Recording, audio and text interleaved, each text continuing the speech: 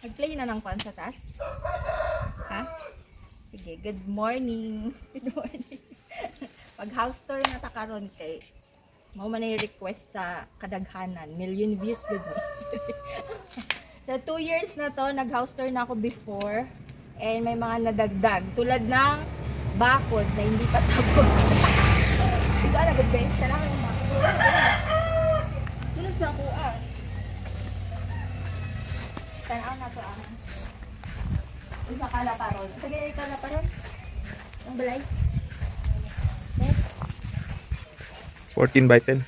14 by 10. Tapos, yan. Ganyan yung haba. Kita mo. Yung, yan. Ganyan. Very good. Dali. Daanin natin dali sa loob. Dali na. 14. Dali na. 14 by 10. So, ibig sabihin, 140 square meters ang floor area na.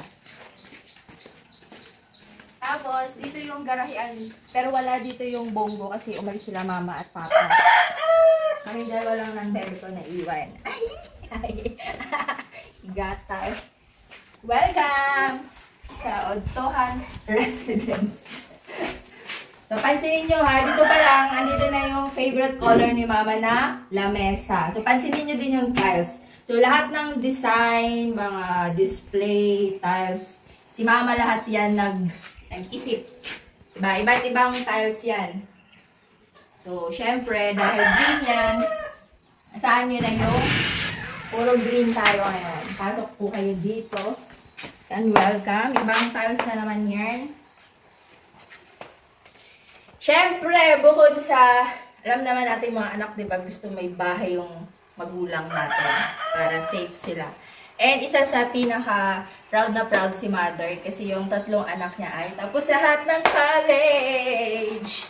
So, ako yung panganay.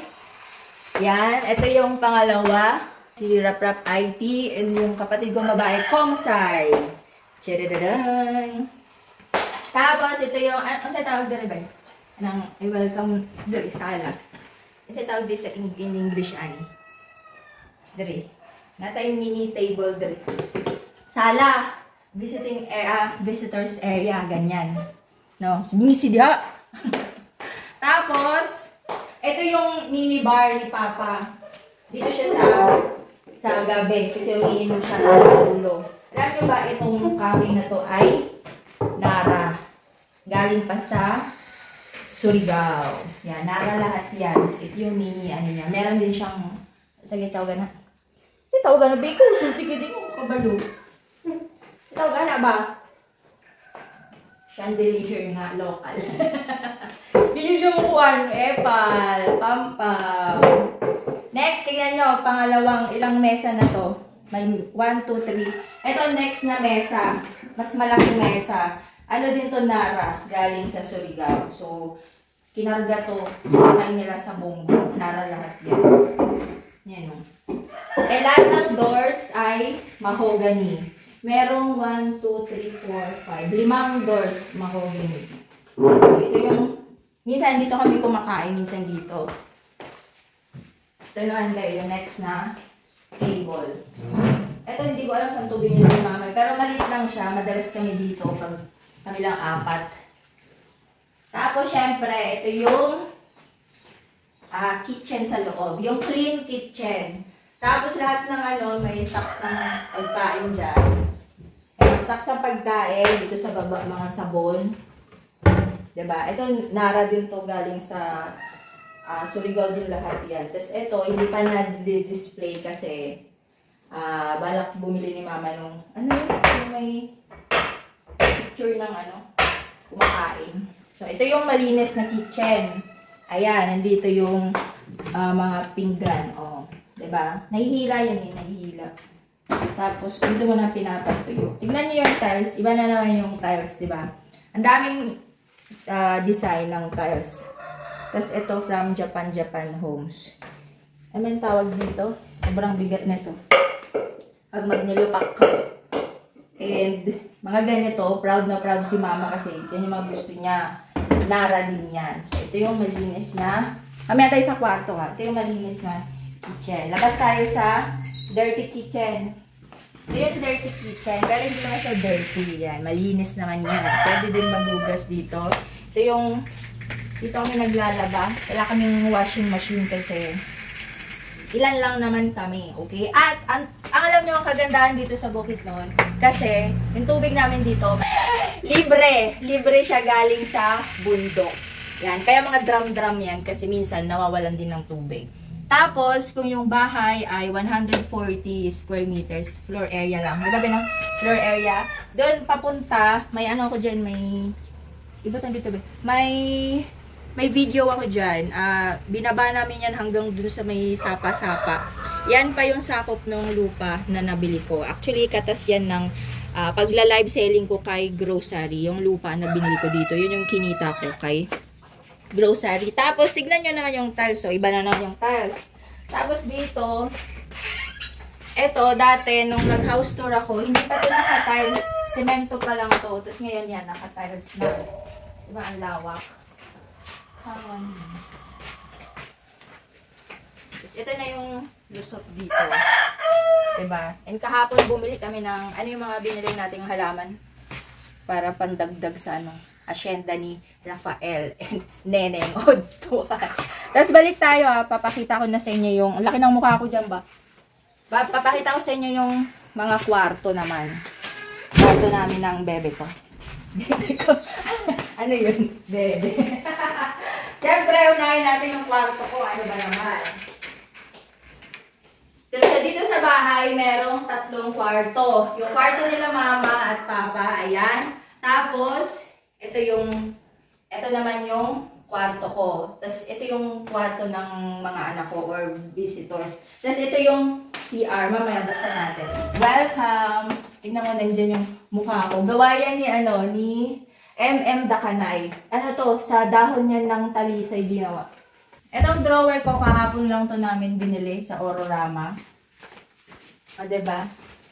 Tapos, ito yung higa. Siyempre, pink na pink yan. Na-request ko yan na dapat pink yung color ng... Yung bawat kwarto, iba-iba yung color. Tapos, iba na din yung tiles. Tignan nyo, iba din yung tiles. Yan. Ito na yung sa labas. Ito yung sa entrance. Ito yung bintana dun sa labas. Diba? Pakita mo yung mukha ko nung virgin. Tapos, kapangit. Tapos, ayan. Ito yung kasal ng kapatid ko. Diba? Dali pakita tayo. Nandito tayo sa salamin. Ay! Ito kaming 3 magkakapatid. Kasal yan ng ano ko. Sister. Pakita mo itong floor mat beto. Kasi pwede nyo to orderin sa Shopee. Ito, tsaka ito, magkasama yan. Pag binili nyo. Lalagay ko yung link dyan. Kung gusto nyo. Okay? Tara, labas na tayo. Dito tayo sa next na pinto. Kung yung kwarto ko, kulay pink. Ito naman, kulay blue. Kasi mga anak ko, diba, puro lalaki. Pero ano lang naman yun eh. Hindi naman talaga sila dito. Eto, nagpagawa din ako sa kanila ng gawa din ni MM Dakanay. Ito, yung picture nilang dalawa yan. Tapos, yan yung bike ng anak ko nandito, nakatambak, walang gamit. Meron ding generator pag minsan umabot ng 1 week yung brown out. Kasi palagi nagba-brown out dito. Yun lang, nakatambak pa. Ano to mga tambak? Let's go! Galing ng aking videographer. Next, taray! So, from color pink na room, tapos color blue na room, dito naman tayo sa CR. Pansinin nyo yung tiles dito. Iba yung tiles, diba, ng CR. Ito yung CR namin. Pasok mo ba? May drum din. Kasi kailangan may tambay ng tubig kasi minsan may hina.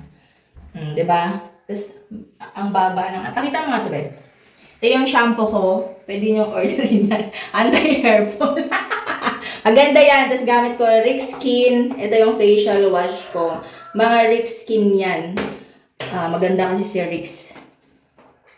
Ayan. Okay na. Konting third lang. Tignan niyo yung tiles dito Iba. Compare natin dun sa tiles ni Mama. Kasi nga, si Mama nga yung nag-design ng mga tiles dito. Papunta tayo sa last but not the least. Meron pa pala, andito pala yung video ko pagkagabi. Pag kumakanta-kanta si Papa, magbe-video siya. Meron din kami ref, baka akala nyo umaandar yan. Pero konti lang yung laman kasi konti lang naman kami dito. Nagbabakasyon lang. Okay, and marami kaming solar lights. Kasi minsan nag-run out. So, welcome dito sa master's bedroom. Kwarto ni Mama at Papa. May CR kami, di ba? Pero meron silang sariling CR. O, tignan nyo naman, pagpasok pa lang, buong bahay na. Tsaka, bias si Mama kasi ang ganda ng tiles niya. Color green naman yung kwarto niya kasi favorite color niya ang green. Tapos, ito yung CR ni Mama. Tignan nyo, pati tiles niya maganda. Sa tiles na namin, hindi maganda. Hindi kagandahan. So, ito yung kwarto niya. Ayan. Pati yung drum niya, color green. Kailangan kasi, drum talaga yung gamitin. 'Di ba? Tiles pa lang niya, ganda na, Mas maganda compare dun sa amin na common. Tignan nyo. 'Di ba? Tiles pa lang ni Mama, Mantalang yung akin, pwede naman pink din na, na tiles. Ito maganda cabinet ni Mama. Ito yung dito yung niya, Ito yung open niya. Yan, ito yung nandito kanina. 'Di ba? Kwarto pa lang ni Mama, parang bahay na. Malaki yung kwarto niya. Chilang. Tapos dito. Bintana niya pa lang, dalawa na. Sa amin ting-isa lang. Yan, sila, hayahay ang buhay. Saka meron din sila, pinagawan ko din to kay MM Dakanay. Ano to gawa yan siya sa dahon. Ang galing niya, Gawa sa dahon yan, pinaano ko. So, green naman ang color ng kwarto ni Mother. Isa bakod pala, sa susunod, papaayos ko na yun kasi, sabi kasi ni Papa, pag pabakudan to lahat, ang lawak, diba, baka gumastos ng 200,000. Wala pa tayong budget. Sobrang laki.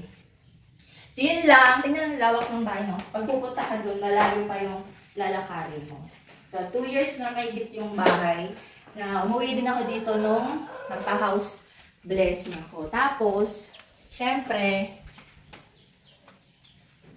yun lang. Kung may mga tanong kayo, comment lang kayo. And thank you sa bebe ko.